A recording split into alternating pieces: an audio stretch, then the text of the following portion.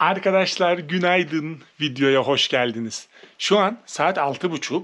Ben Ruanda'da Kivu Gölü'nün yanında bu muhteşem manzaradayım. Hava birazcık kapalı olduğu için tabii o muhteşem manzarayı benim gibi göremiyorsunuz. Burada şöyle küçük, gösterişli olmayan ama gayet yeterli bir odada kalıyorum. Buraya 25 dolar verdim ve sabah 6'da kahvaltı başlayacağını söyledikleri için erkence kalktım. Manzarayı da kaçırmayayım ve eğer yağmur yağmayacaksa yola çıkayım diyerek şimdi restoranta gidiyorum. Kahvaltıda ne varmış ve manzarası nasılmış bir onu göstereceğim size. Kahvaltı böyle açık büfeymiş. Ekmeklerle falan başlıyor. Oo, krep. Krep geldi. Patates var, sebze kavurma var, krep var ve orada bir böyle etli sulu yemek gibi bir şey var. Portakalımsı ama çok portakala benzemeyen bir şey var burada. Muz var. Çayınızı kahvenizi de öbür taraftan alıp şu manzaranın karşısında kahvaltı yapıyorsunuz. Bayağı güzel. Aslında burada bir hafta falan kalınabilir ama işte yağmur yağıyor. Kaldıkça kalırsın çünkü. Yağmur bitmiyor. Hazır havada şöyle 10'a 11'e kadar yağmayacak havası varken ben bir an önce kahvaltımı yapıyorum ve birlikte yola çıkıyoruz.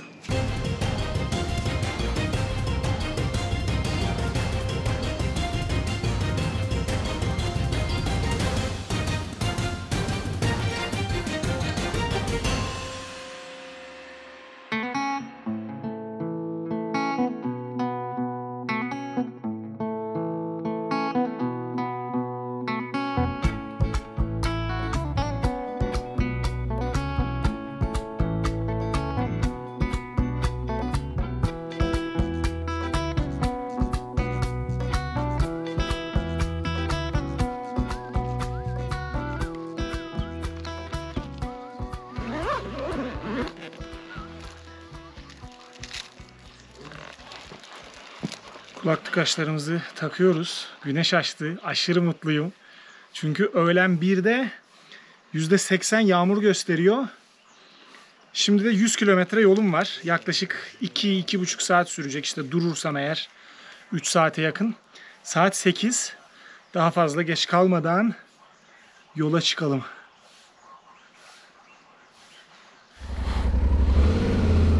Evet.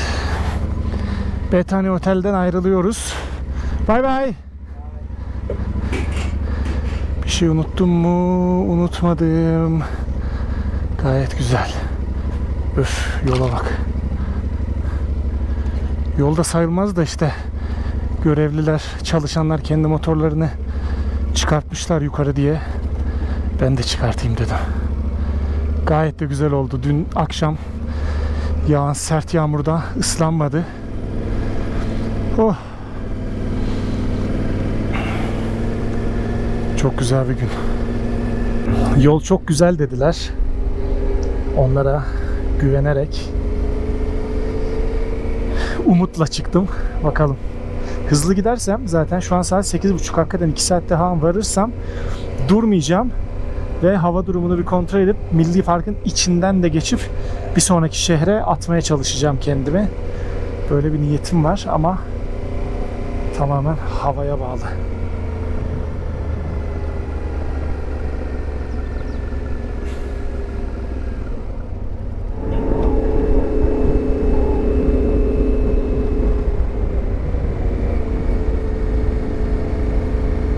Taş taşıyorlar.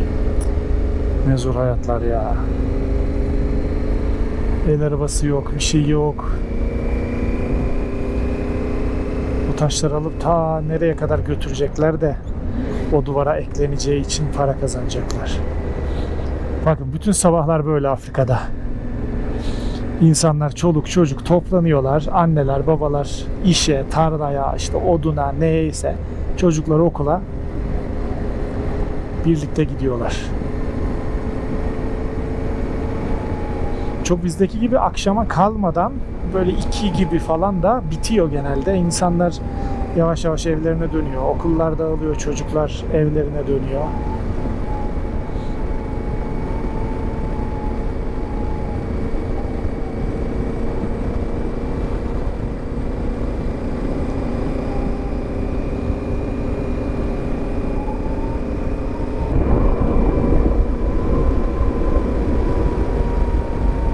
Hava fantastik güzel.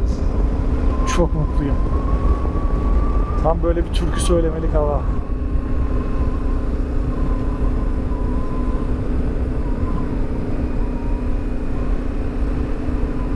Oh, yolda da kimse yok.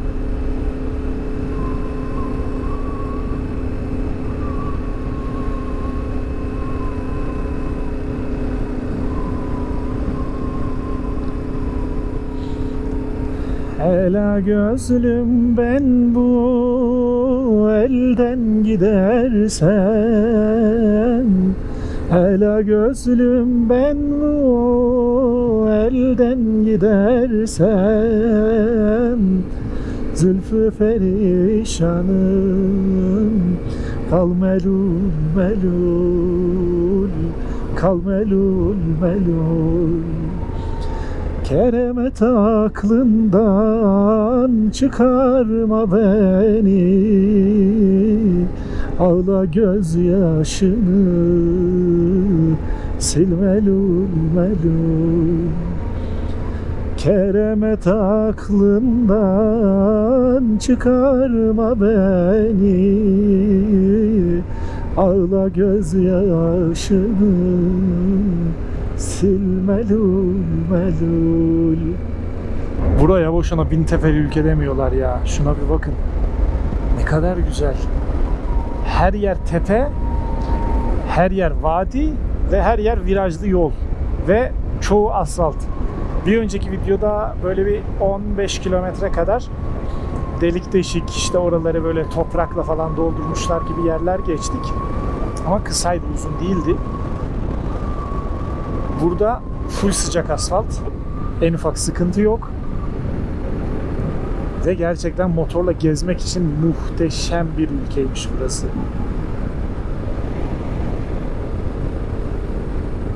Her yer dağ tepe, tam istediğim gibi. Rakım yüksek, o yüzden nem çok değil. Şu an 1600 metre falan rakımdayız. Nemin az olması da ister sıcak olsun ister soğuk olsun çok daha konforlu bir hava yaratıyor. Ne kadar güzel giyiniyorlar. Rengarenk giyiniyorlar kadınlar. Bayılıyorum. Bir bakın şu ablalara. Çok güzeller ya.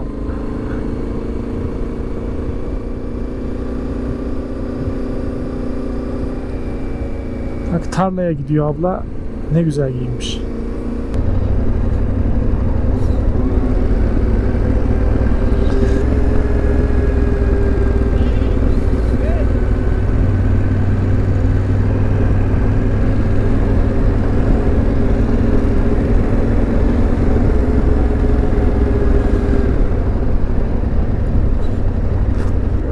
Yine gölün bir bacağına geldik.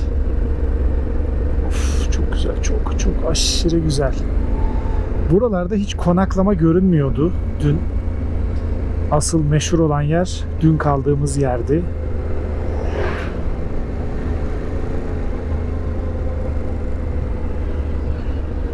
Ama buralar daha sessiz, sakin. Of of.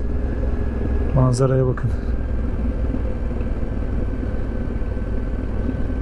İnternetle falan işim olmasa şuralarda bir yerde çadır kuracak bir yer bulup böyle 2 gün burada kalmak lazım aslında ama işte.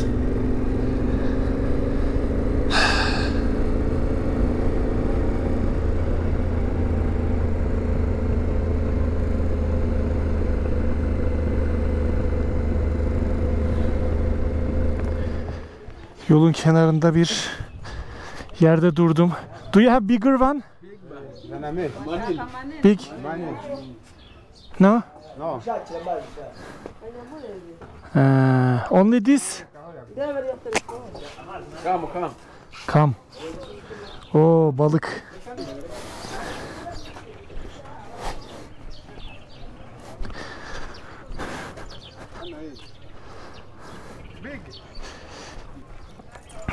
Bakalım bulabilecek miyiz? Sanki böyle açık hava pazarı gibi bir yer. Bayağı güzelmiş. Huy. You don't have big water?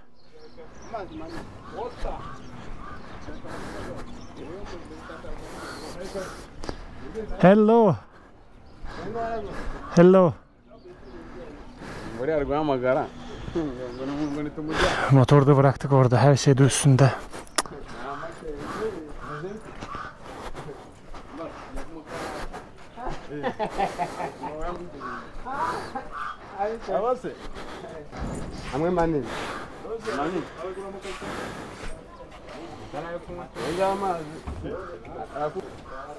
Ha, one. Only one. One. Şöyle bir köy marketi buldum. İçeride her şey var ama dikkatimi çeken şu oldu. Poşetin üzerinde takvim var. Vay be. Takvim basmışlar. How much is it?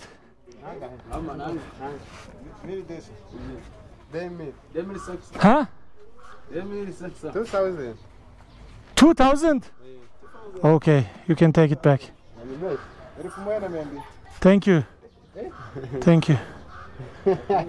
Take it back. 2000 ne lan?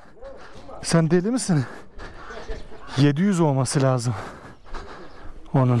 Ben giderim şu küçük suları alırım teyzeden.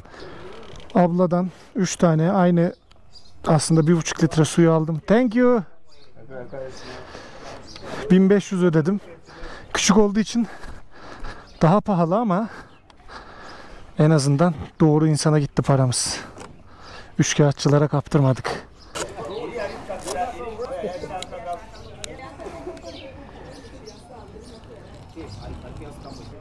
Hello. Hello. Hello. How are you? Fine. Suyumu doldurdum. Yine motoru yakından inceleyen abilerle birlikte çantamı taktım ve yola düşüyorum artık. Bye bye.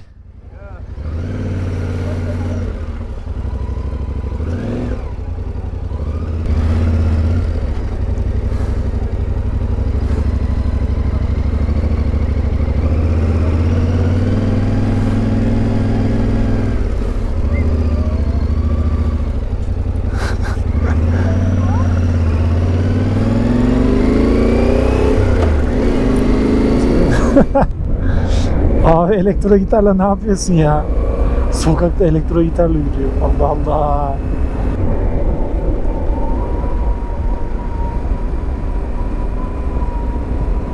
Ya bu kadar izbe yerlerde bile böyle güzel yolun olması beni çok şaşırtıyor. 2000 yılında şu anki Cumhurbaşkanı Paul Kagame seçilip başa geliyor. Ve sonra 20 yıllık bir kalkınma planı, böyle bir program duyurup ülkeyle birlikte diyor ki arkadaşlar hepimiz seferberlikteyiz, artık bu ülkeyi kalkındıracağız. Çünkü 1994-95 yıllarında dünyanın en fakir ülkesi burası. Bayağı kötü durumdalar ve 2000'de artık ya dışarıdan, dünyadan da destek gelecek ve bu desteği en iyi şekilde değerlendirip çok iyi bir yere gideceğiz diyorlar ve 20 yılda yaptıkları gerçekten akıl alır gibi değil.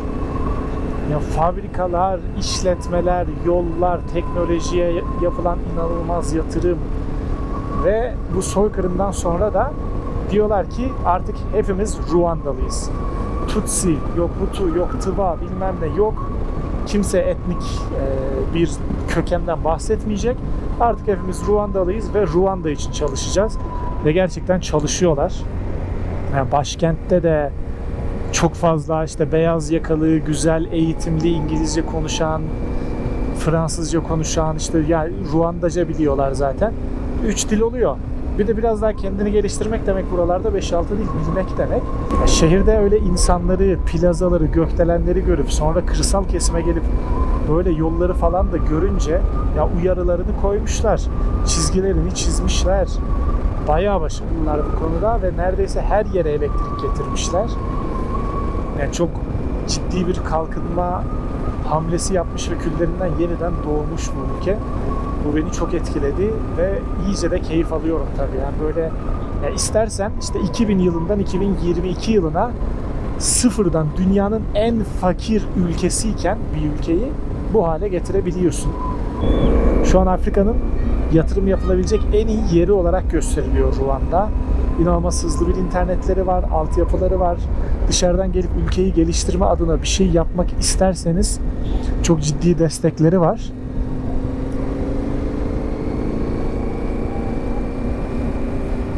Ve Afrika'nın İsviçre'si diyorlar ülkeye. Ya bu boşuna değil.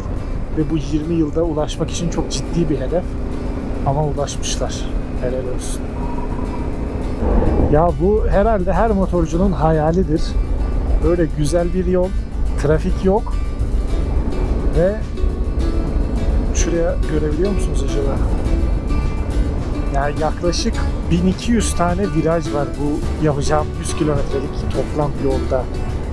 Sürekli böyle yollar. Sağ, sol. Ve yol kalitesi çok iyi. Sağ, sol.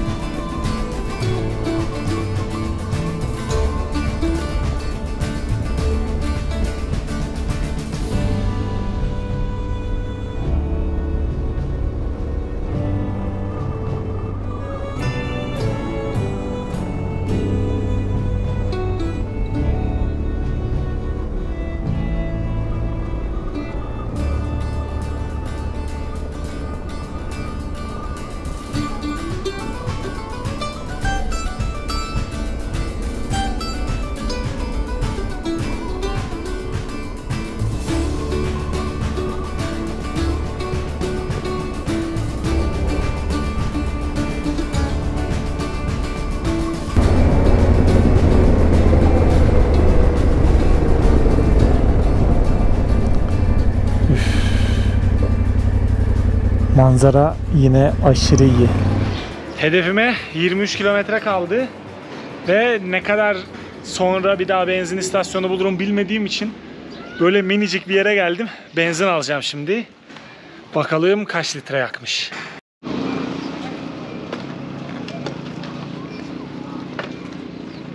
Okay. How much? Full? Full.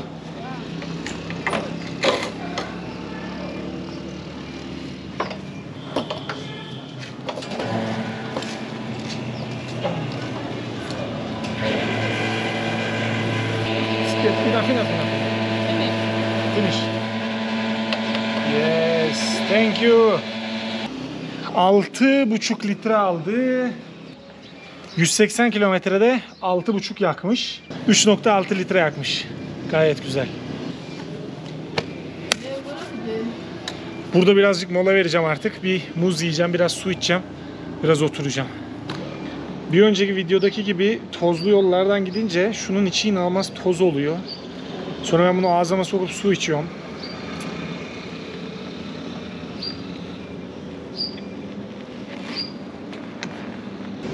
Ağız yıkaması yaptım.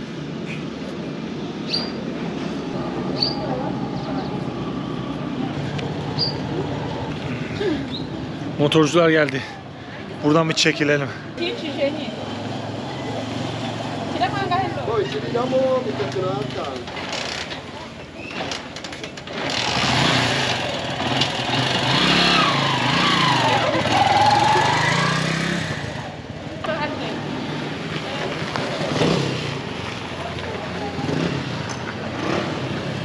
Can you ask him how many kilometers he can go with this 3,500? Hi. 500 kilometers. 500. Adam 2 litre benzin aldı. Ne kadar gidiyor bu 2 litreyle dedim. 500 kilometre diyor. Kilometre algıları yok. Benzin istasyonunun yanında bir tane kasap var. Size bir kasap göstereyim.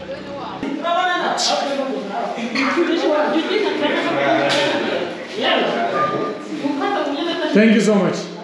Thank you. Omurilik var, mide var, bağırsak var, karaciğer var, ne isterseniz var. Tam böyle eski köy usulü kasaplardan. Hava sıcaklığı da çok güzel burada. 23-24 derece, çok sıcak olmadığı için öyle Hindistan'da gördüğümüz gibi üzerinde milyonlarca sineğin uçuştuğu yerlere hiç benzemiyor. Çok daha alınabilir, yenebilir bir havası vardı. Neyse, bir de kasap gördük. Tabii ki almayacağız. Yola devam edelim.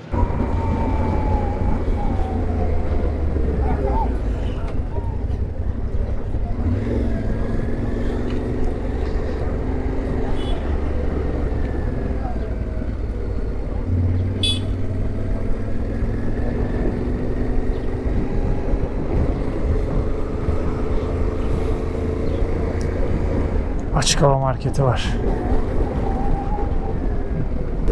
Oo, bakın bunların hepsi pirinç tarlası ve ne kadar çok insan çalışıyor üzerinde. Üf, üf, üf, üf, üf. Çok güzel görünüyor. Hop. Allah Allah, ne güzel yerler. Şuna bak, bahçe yapmışlar resmen. Yol kenarı, sanki böyle dinlenme tesisi gibi bir yer.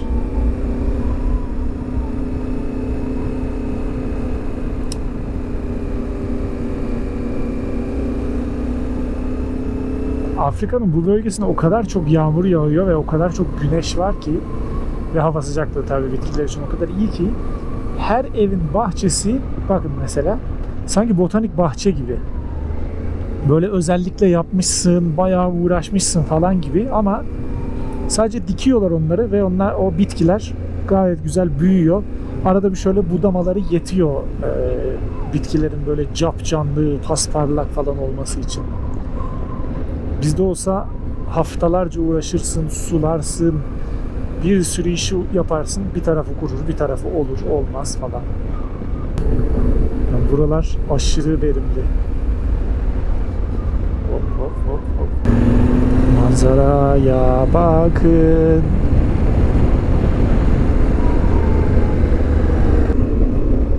Hava yine yağmur bulutlarını toparlamaya başladı. Temiz görünmüyor ama aşırı iyi bir yolculuk yaptım ve varmak istediğim yere 11 kilometrem kaldı. Güzel de bir konaklama bulabilirsem bugün en güzel günlerden bir tanesi olacak. Bakalım nerede kalacağımı hiçbir videoda bilmiyordum zaten ve bundan sonraki videolarda da bilmeyeceğim çoğu zaman. Bakalım nerede kalacağız.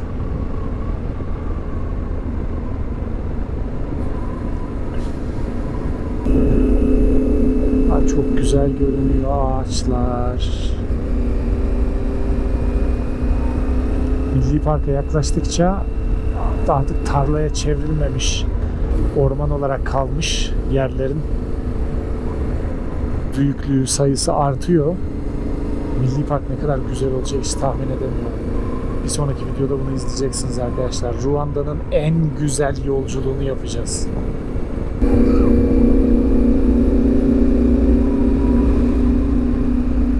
Evet, ormanlar başladı. Milli Park'a çok yakınım artık. Burada bir yerde kalacağım ve yarın sabahki güneşi değerlendirerek, umarım güneşli olacak. Ve bir sonraki videoda yine bu sabah güneşini değerlendirerek, ki umarım güneşli olacak, yola çıkıp artık yavaş yavaş Burundi'ye geçiş hazırlıkları içerisine giriyoruz arkadaşlar. Evet, guest house'lar da başladı. Şuraya bir çıkalım bakalım. Ne var ne yok.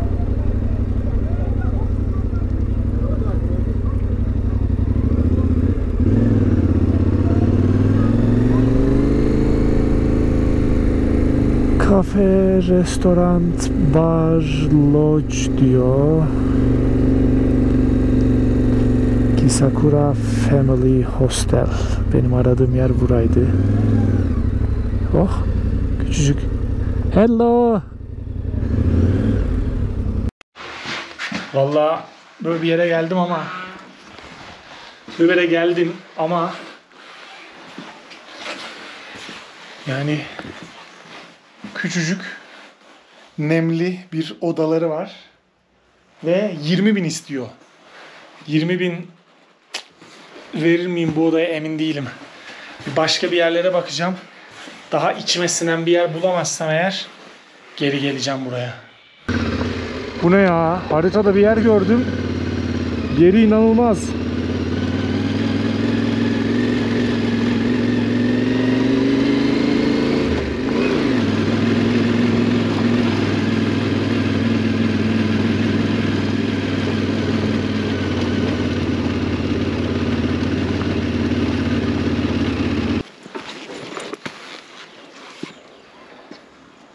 Manzarası şov bir yer. Hemen girip fiyat soracağım ve oda bakacağım. Hello. Wow. Bayağı iyiymiş. It's fantastic. Wow. Hello. Çok güzelmiş. How are you? Bu kadar güzel olduğundan vardı bir şey zaten. 150 dolarmış odaların geceliği. Ha. Şunlar da odalar. Üf, manzarası da çok iyiymiş ya. Burada kalmak isterdim. Yani her yerden dağları görüyor. Tam böyle tepenin üzerine kurmuşlar. Kahvaltıyla birlikte 150 dolar dediği için tabii ki kalamıyorum. Benim bütçem 20-25 dolar maksimum. Thank you so much. Have a nice day. Vallahi yine çok güzel bir yere geldim. Umarım burası pahalı değildir. Yoksa o nemli küflü 18-19 dolarlık odaya geri döneceğim. Ve yağmur geliyor ufaktan. Şöyle küçük bir odaları var. Banyo, tuvalet yok. Bol bol raf var. Masa yok. Televizyon yok. Ve banyo, tuvalet ortak.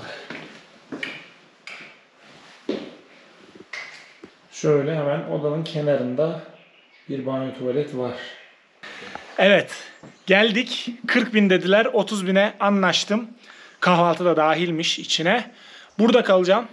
Manzarası güzel, bahçesi, bağı güzel ve burada kalan tek misafirim zaten. O yüzden kalacağım. Arkadaşlar ben eşyalarımı indirmeye gidiyorum. Hepinize videoyu buraya kadar izlediğiniz için çok çok teşekkür ediyorum. Bir sonraki videoda yine Ruanda'nın en güzel yolculuğu olan Nyungwe Milli Parkı yolculuğunu yaparak Burundi'ye doğru yaklaşacağız artık. Bir sonraki videoda görüşmek üzere.